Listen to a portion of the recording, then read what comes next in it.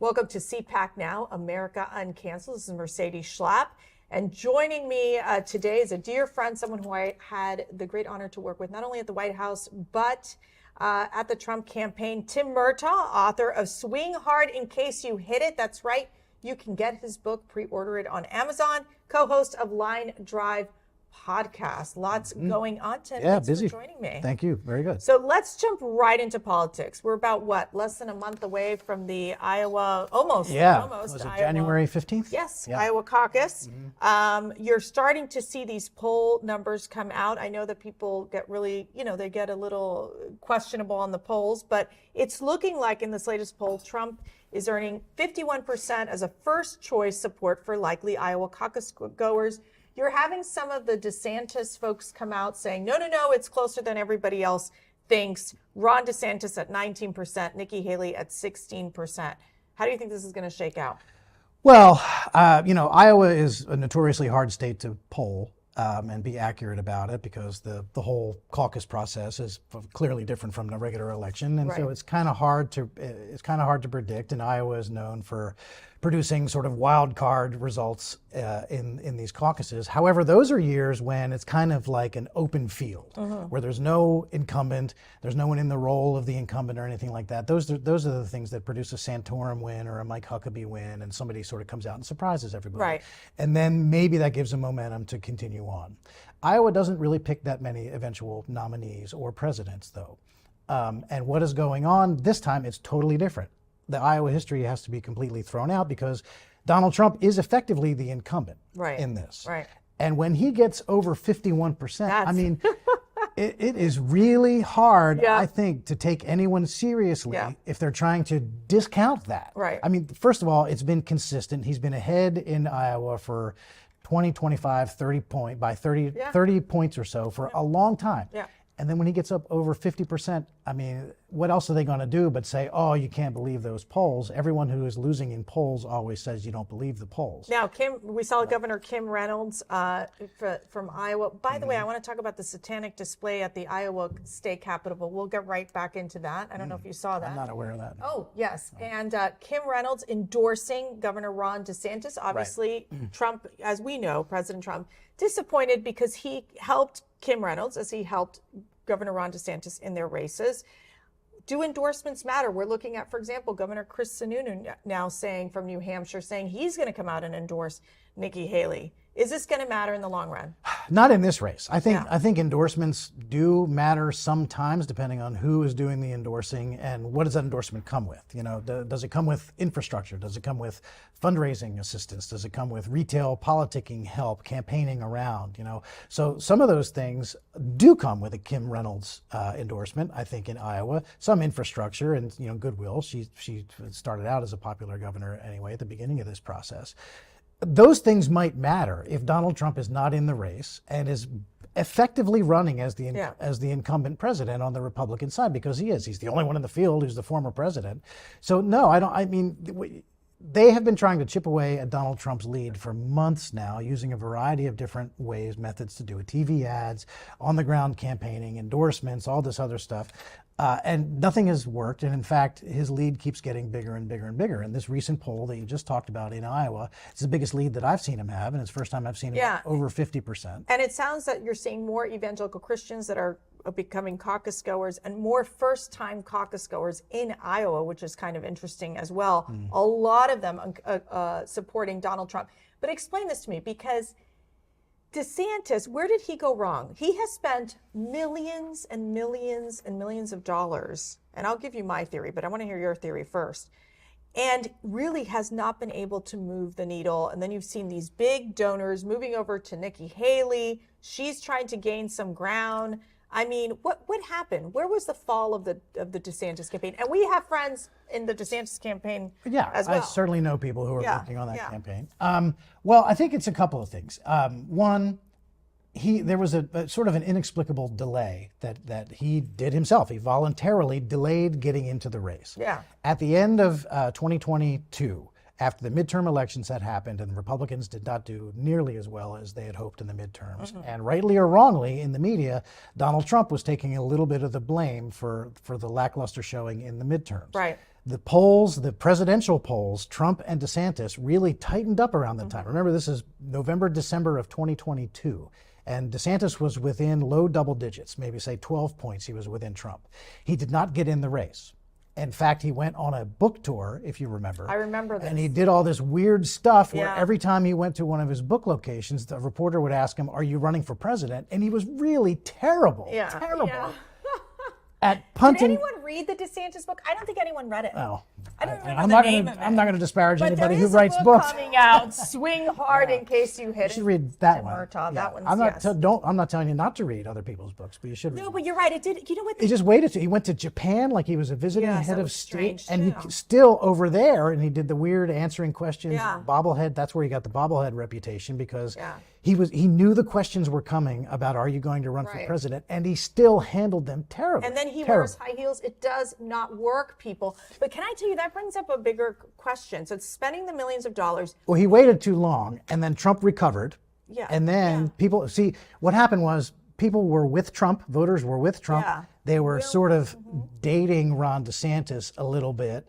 DeSantis didn't show him anything, and they went back to Trump. It is nearly impossible once you have gotten supporters away from a candidate and then they go back. Yeah. You're not going to get them a second time. So here's the deal. Also, I think when you go with this traditional way of running a campaign, which is you write a book, then you go on your book tour, and then you decide to run for office. That's like what Mitt Romney did. It does not work anymore. We're just in a different political environment. The other thing I would argue too, Tim, is that I think Ron DeSantis spent so much time criticizing Donald Trump, thinking that that would help his campaign.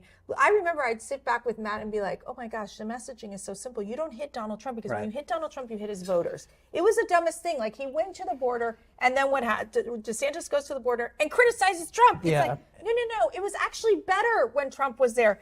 While Trump brilliantly has just focused on Biden. That's all he has done. And then you have these other folks, Nikki hitting DeSantis hitting Nikki, Vivek calling for the resignation of Ronna McDaniels. Do you think the RNC should have pulled the plug a long time ago on these debates? Well, you and I both know Ronna, and we've worked with her. I think she would tell you that it's the party's duty to see the process through, that there is no incumbent president. We don't have the White House. There's no Republican incumbent president. And so there is this process, and she had to let it play out. I think they have announced that they're not doing any more of those debates, and anything that happens from now on will be unsanctioned by the RNC. And at the beginning, there was still a question: was Trump going to participate or not? We didn't know at the beginning, and that's when this all got started. And of course, I think rightly, Trump decided not to participate because honestly, there's only downside for that. Oh, 100%. And I think another one of going back to what did DeSantis do wrong, I think the delay hurt him, the awkward way he handled the obvious questions that he knew were coming about, are you going to run for president? It just made him look silly. Well, of course you're running for president. And he was worried about triggering the fact that he had become a candidate or something. It was just terribly performed. The other thing is, I think people, when he started to get a little bit closer in December of 2022, people saw him, and I think people liked the idea of Ron DeSantis. Of course. Well, his policies, he's a strong conservative governor. He's implemented a lot, especially pushing back on, the radicalized woke agenda. But Tim, the problem is retail politics. Yes, once they saw him in practice, the idea of Ron DeSantis was really great to many people. Right. Then when they saw him out there when he actually finally was campaigning, the non-campaigning was excruciating. The book tour and the trip to Japan and all that it was unbelievable. Yeah, I don't know why anyone would have advised him to do that. If you're going to do that, be better at deflecting the questions. Yes. But then once he got onto the campaign trail, he's just not good at it. So let me ask you. So Nikki Haley's doing a bit better when it comes to New Hampshire, probably close to tie in second place. Where does she go? I think the whole neocon Nikki Haley component doesn't really help. There just aren't that many voters available for her to get in the Republican Party. Yeah. And I think that if you are of the neocon thing, if you care about what happens at the United Nations, if you care about her brand of foreign policy, she might be almost maxed out. I just don't see how anybody, and nobody's going to beat Donald Trump. No. And so to talk about where does Nikki Haley go, how can she find votes? No, you're right. You're right. So, but she has I think she might have, like DeSantis is on his way down. Haley is ascending a little bit, but there's a ceiling. So who should Trump pick for VP?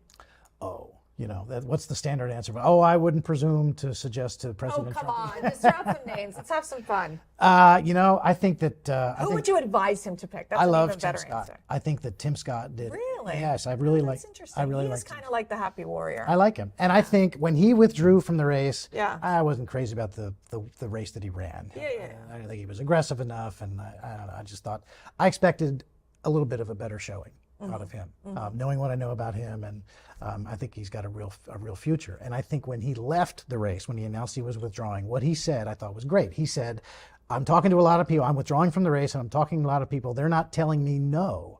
They're saying not now." Interesting. Which I believe is probably true. Yeah. I think he did himself some favors with the way he ran his campaign and with the way he got out of it. Right. Ron DeSantis, you can't say that same thing about. So we're obviously watching closely Joe Biden kind of melt down. I mean, one of the latest polls I saw was pretty much Biden at 40%, Trump at 50%. I think that it's kind of an interesting situation here where Trump is really gaining momentum, especially with independents, and you see that coalition within that Joe Biden coalition breaking down.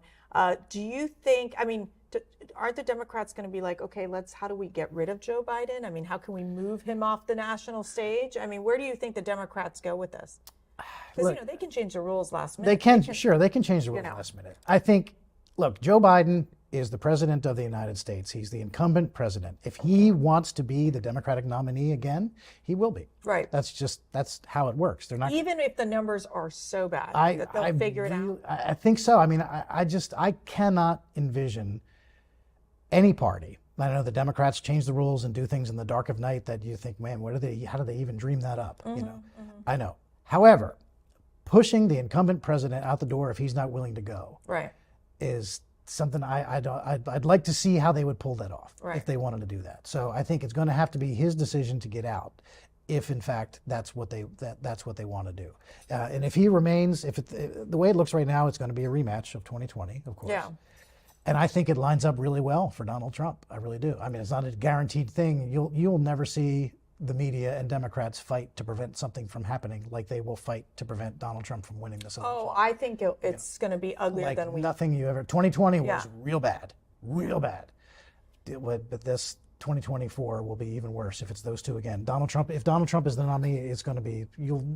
I can't even imagine. Well, but you're looking when you're... it's interesting because I think it was one of the channels that had put up like the timeline of all the potential trials that Donald Trump will have. We saw the overzealous, pathetic special counsel Jack Smith trying to, move forward and move. I think it was the one of the cases over to push it over to, or get an answer from the Supreme Court, skip the appellate court process because they got to have a trial before the election. I mean, how outrageous, how crazy has it become that I think Americans are finally waking up that there's this weaponization of the DOJ. Oh yeah, when you are trying to wrangle the thing to get it done before Election Day, that's you could not ask for any more clear evidence that they are trying to interfere with the election. That's absolutely what it is. So for the media and the Democrats to get all excited about this, like, oh, he's got all these trial dates coming up, they're just writing, that's another way for them to write another wave of the walls are closing in stories, right? How long have they been writing this, right? How long? Since 2015. This Trump is finally sunk now.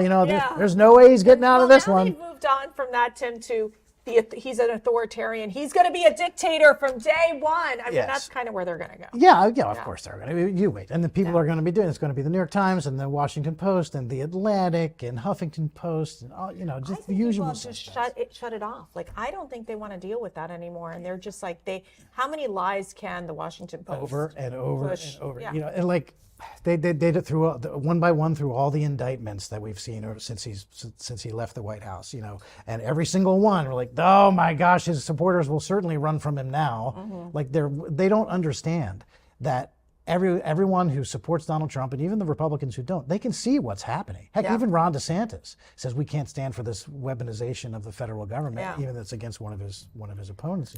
I don't think he's been quite strong enough about it because that's what a lot of Republicans want to hear from him. Yeah.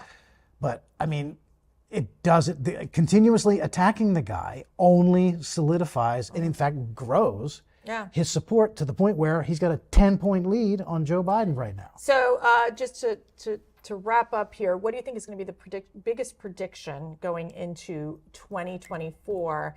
And you can't say that the aliens will be coming from, from the outside galaxy. That's it. No UFOs. No UFOs. No UFOs. My biggest prediction is that if things stay the way they are now, and it's Trump and Biden, if there's a different Democrat, that changes the whole dynamic. I don't want to make predictions about that. Right. I predict that it will be Trump against Biden, and I predict that Trump wins again. What will be one of the most important states that we have to keep an eye on next year? Georgia. Yeah. Georgia is big. I don't want to limit it to just one. Georgia is big. Pennsylvania is big. Big Senate race going on in Pennsylvania as well. Right. Bob Casey is up for re-election, and Dave McCormick, a great Senate candidate in Pennsylvania. Pennsylvania is huge. Ohio is probably all right.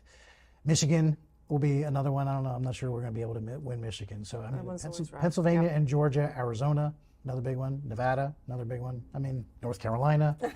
There's a lot. There's a lot of work to do, so we're going to stay But really show me the state that Joe Biden did not win Right. in 2020 that he is going to win this time, and you can't find one. That's right. That's right. See, Tim Murtaugh, brilliant. This is why, we love him.